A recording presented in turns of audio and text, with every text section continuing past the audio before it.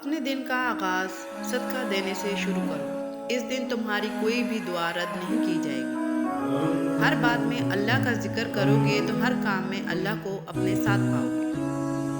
اگر محبت کرنے والا شخص آپ پہ غصہ کرنا چھوڑ دے تو سمجھ جاؤ آپ اپنی اہمیت اس کی نظر میں کھو چکے ہو۔ جن کی طبیعت میں نرمی اور مروت ہو ایسے لوگ بہت اچھے ہوتے ہیں، لیکن یہ بھی سچ ہے کہ نقصان بھی ایسے ہی لوگ اٹھاتے ہیں۔ دوسروں کے اچھے ہونے کا انتظار مت کرو، بلکہ انہیں اچھا بن کر سکھاؤ کہ اچھا انسان کیسا ہوتا ہے۔ جب کسی کا خلوص دیکھو تو اس کی قدر کرو، اور جب کسی کی نفرت دیکھو تو اپنے خلوص سے مٹا دو۔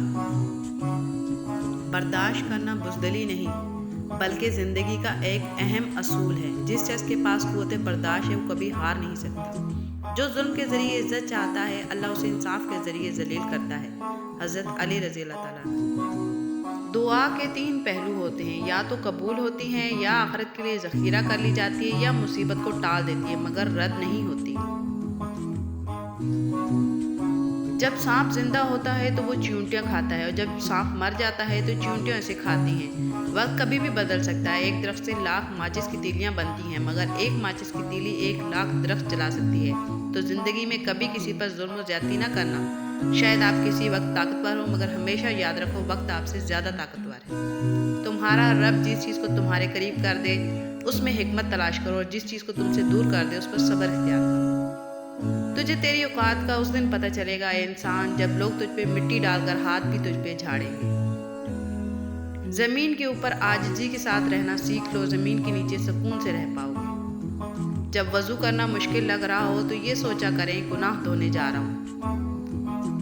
اللہ سے مانگ کر تو دیکھو، وہ کسی کو رسوا نہیں کرتا۔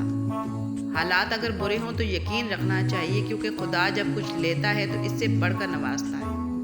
نماز وہ واحد حکم ہے جسے اللہ نے آسمان سے وحی کے ذریعے نہیں اتارا، بلکہ اپنے محبوب حضرت محمد صلی اللہ علیہ وآلہ وسلم کو آسمان پر بلا کر تحفے میں دیا۔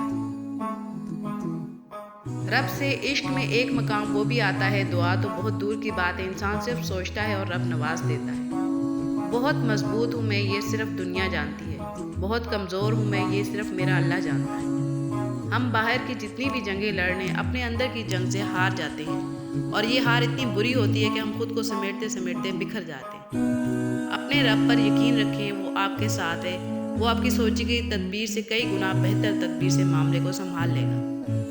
مجھے اس شخص پہ تعجب ہوتا ہے جو لوگوں کے دلوں میں جگہ بنانے کے لیے تکلف اور تنزہ سے کام لیتا ہے، اور یہ بھول جاتا ہے کہ ان کے دل تو خدا کے ہاتھ میں ہیں۔ اپنی محدود آمدنی میں خوش رہیے، کسی سے اپنا موازنہ مت کیجیے۔ کم خریدیے، سستا پہن لیجیے، سادہ کھا لیجیے، بس حلال و حرام کی تمیز رکھیے۔ زیادہ اچھا ہونا بھی گناہ ہوتا ہے، پتہ ہی نہیں چلتا لوگ قدر کر رہے ہیں یا استعمال۔ تم ہر شخص کو خوش نہیں کر سکتے، بھلے تم اپنا سکون کسی کے لیے کتنا ہی برباد کیوں نہ کر لو، پھر بھی وہ شخص تمہاری نیت یا تمہاری مخلصی میں کوئی نہ کوئی نقص نکال ہی لے گا۔ خدا جب مدد کرنے پہ آتا ہے تو لامعلوم سے کوئی سبب پیدا کر دیتا ہے، اور نہ ہونے سے ہونا نکال دیتا ہے۔